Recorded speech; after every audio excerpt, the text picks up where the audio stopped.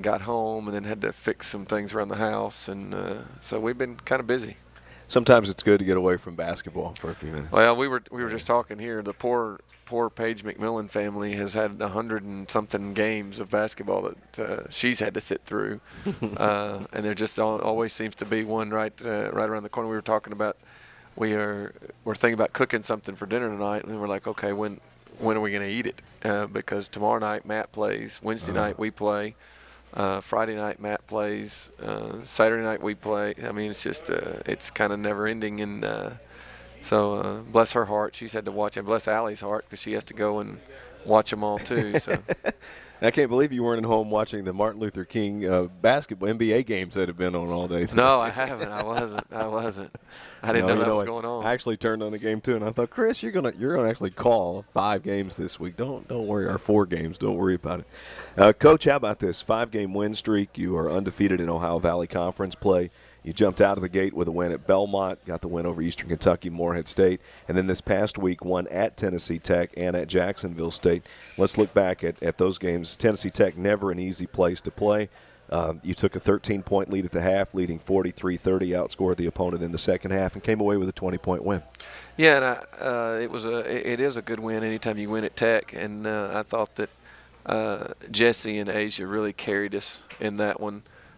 Tierra played well. But it was a game where they lost Jesse 4 or 5 times in the first half, and she made them pay for it.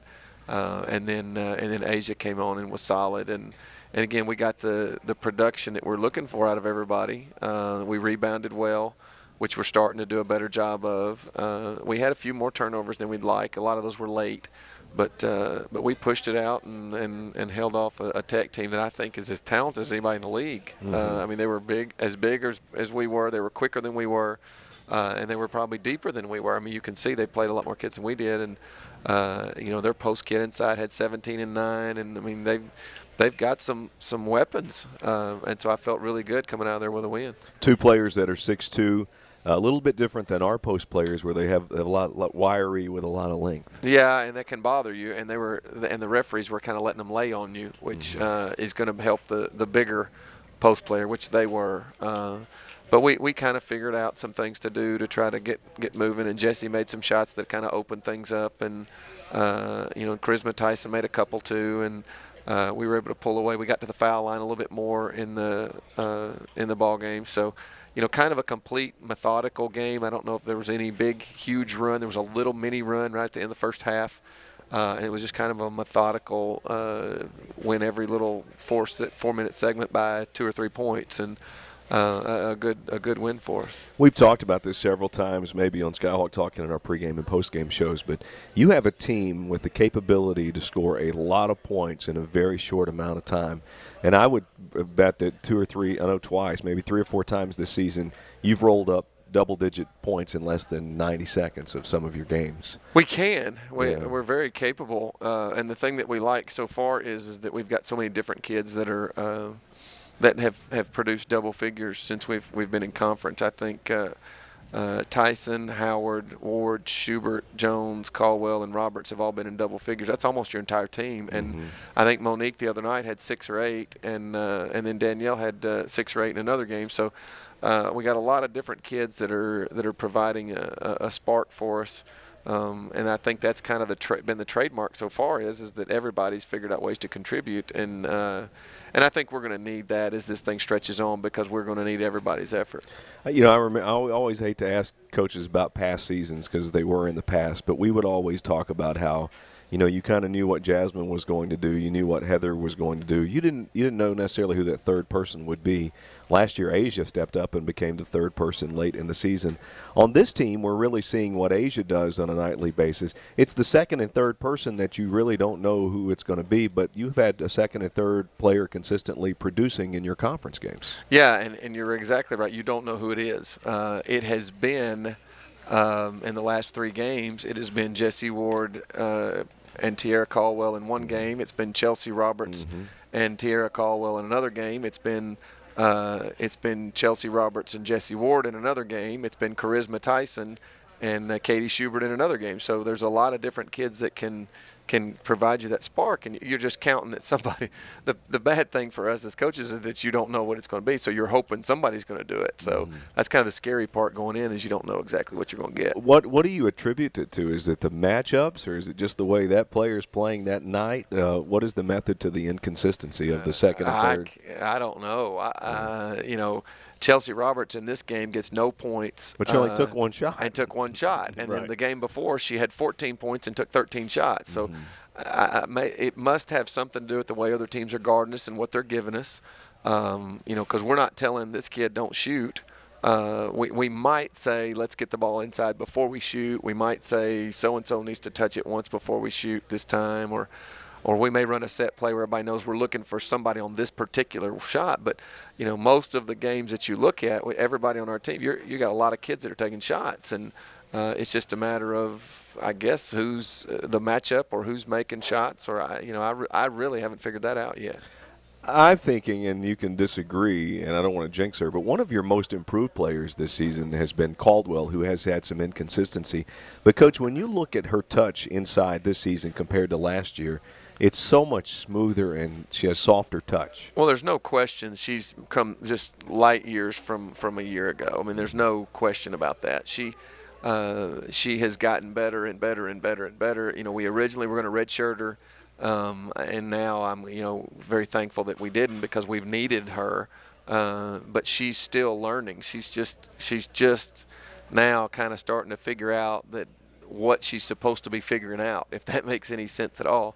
But she's gotten so much better, and she's working hard, and I'm proud of where she's come and what she's doing for us, because she's an absolute nightmare for the other team to try to figure out how to guard if she's down in there putting the ball in the hole, because she's so big and strong. You're going to have to do something. One person can't deal with her, and if you double team her, that's going to cause problems. And one of the games, I'm not sure if it was the Tech game or the Jacksonville, I think it was Jacksonville State game, I was impressed how much she had 14 points. Impressed with what she was doing without the basketball. She was getting good position at times in that game before she ever caught the ball. And that's an area of the game that she's not very good at, is kind of figuring out where the ball's going to be next. Some people are just natural at the game and how it flows and where things are going, and then others struggle. And she kind of struggles with what's going to happen 2 plays ahead. It's hard for her to think about anything other than what's right in front of her. So. But she's getting better, and I thought she had a good game against Jacksonville State. She had a really good game against Tennessee Tech, and we need her to build. We need her and Monique Jackson to kind of take over that 5 spot and run with it. It occurred to me the other night that Caldwell, Asia Jones, and Jessie Ward are all sophomores, and they're midway through their sophomore season, or a little over midway. Well, if you look at our team and you start Chelsea Roberts, this is her 2nd year with us, so she's essentially a sophomore. But she's a junior because she played 1 year at a junior college. Tiara Caldwell is a sophomore. Asia Jones is a sophomore. Katie Schubert is a junior. Jessie Ward is essentially a freshman. True. This is her 1st year with us, or she's a sophomore, either way you want to look at it. Danielle Woolfolk is essentially a freshman. This is her first time with us. Haley Howard is essentially a freshman. Charisma Tyson is essentially a sophomore, and Monique Jackson is essentially a freshman. Yeah. I mean, that is how we play. We don't play like Monique's a senior. Right. Because even though Monique is a senior and she understands kind of a lot of the college basketball world, she doesn't understand UT Martin's system. And she's just like any newcomer. So you're talking about 1 freshman, 2 freshmen, 3 freshmen, 4 freshmen, 4 freshmen, 4 sophomores, and a junior is essentially what we've got out there on the floor. And that is going to be an inexperienced team that makes a lot of ups and downs, and that's what we are. But it's been impressive, though, because you see them coming together as a unit, and as your teams normally do, improve with every game. And, in past years, you've always talked about the team concept and who's not buying into it and who is and who's buying into it even more. I don't know if I can look at this roster and tell you who's not buying into it or who's buying into it the least, because I don't think anybody's not. I'm sure you could, and I don't want you to call them out on the air. But in past years, I think I've recognized that. Well, now I don't mind calling them out on there. You know that. But I mean, because if I'm going to say it to their face, I'm going to say it anytime. But you are right. That's why you see this production the way that it is and the minutes the way that it is. Is that what we're hoping for, and it may not happen this year. It may be next year. What we're hoping for is that when we play 8 or 9 kids, that they're all totally sold out, and that you watching it says, I cannot tell any difference between number 1 and number 9 as far as effort and being sold out, and you can tell some of the ones that are still kind of iffy, but this team is dependent on everybody. I've never coached a team like this where you had this kind of minutes. That's what I was going to ask you. I've never done that, and it's very strange for me. I'm still getting used to it. I'm probably going to screw some things up because I've never dealt with it. But we seem to be getting a little more comfortable with it, and I think that I love the minutes. I really do. I love the double-figure minutes from every kid that plays, and I really think that this is this team's identity. And if you had told me before the season started it was going to be this way, I would have laughed at you. I said, okay, you're telling me that we're going to play this way? Okay, I've never done it as a coach. Don't have a clue how I would deal with it. How am I going to get the minutes right? That's too confusing. It's too basically. David Hart's doing the seven for me. You do have an accountant on the sideline. We give him a blueprint of what the minutes, and then he kind of follows it. And so far, it's worked. And what do you do if Shea Warfield-Cross is still on the team? And you're really you're doing 5 and 5. Yeah, I don't have a clue what we would be doing then. Phenomenal. Don't know. Let's go back. Let's look at the Jacksonville State game. You win that one 67-47. Again, took the lead in the first half. Not a big lead, but outscored them by 17 in the second half. In this one, you get 14 from Tiara Caldwell. Again, 30 points from Asia Jones, who's just putting up terrific numbers. Well, I think their teams coming in to play us are coming in and they're saying we're going to take away something. And this game they were going to take away three-point shooting. And it was very evident early, and we had never really dealt with that. And so we weren't doing a good job getting the ball where it needed to be in the first half. And and I told them at halftime, I told Tiara and Asia and Monique, the 3 post players, I said, you guys should be absolutely dominating this game, and you're not.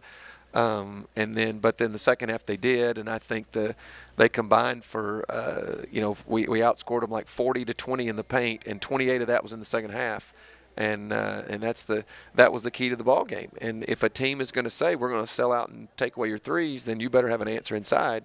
And we did. And if you look at the minutes again, here you go again. It's 23, 26, 28, 27, 38, 14, 13, 18, 13. And it translated into another big ball game. And the way you look at it is we didn't get 14 points from Caldwell. Caldwell's our 5-man, we'll call him. Well, our 5-man, 27 minutes goes to Caldwell. Well, 13 minutes goes to Jackson. Which is 40. They combined for 20 points and 15 rebounds. Yeah. Now, that is impressive. Now, Asia essentially played our 4, and she had 30 and 12. So those post players dominated that ball game, and that was the difference. And Well, 50 of your 67 points came from the post players. And so we're capable of doing that, and it's really hard on the team when they decide that they're going to take away threes, and you throw it down and decide to Caldwell, who's 2 feet from the basket, and she's going to turn and shoot it. Well, I mean, that's kind of demoralizing the other team because you're not going to miss those shots. And once we kind of settled down and started taking advantage of that, they had a lot of trouble. And give our kids credit, they pushed it away. If I remember correctly, she could have had 20. There were some shots that she missed. She should have had 20. But I don't know that she's ready to be that yet. She's not one of those that can see that opportunity and is going to run with it. And so she's got some work to do in that arena. But she could have easily had 20 points. And this is the Monique Jackson you wanted to come. That's the Monique Jackson that I expected here every game, and that's the first time that we've seen it from her. And now some of the boards we've had from her before, but she finished them and she was doing things that we needed done. And it's just that's what we're going to have as we head down the stretch. Okay, we'll take a break. We'll come back. We'll look at some of the season stats when we return with Coach Kevin McMillan on the UT Martin Skyhawk Sports Network. I'm Jimmy Slaughter.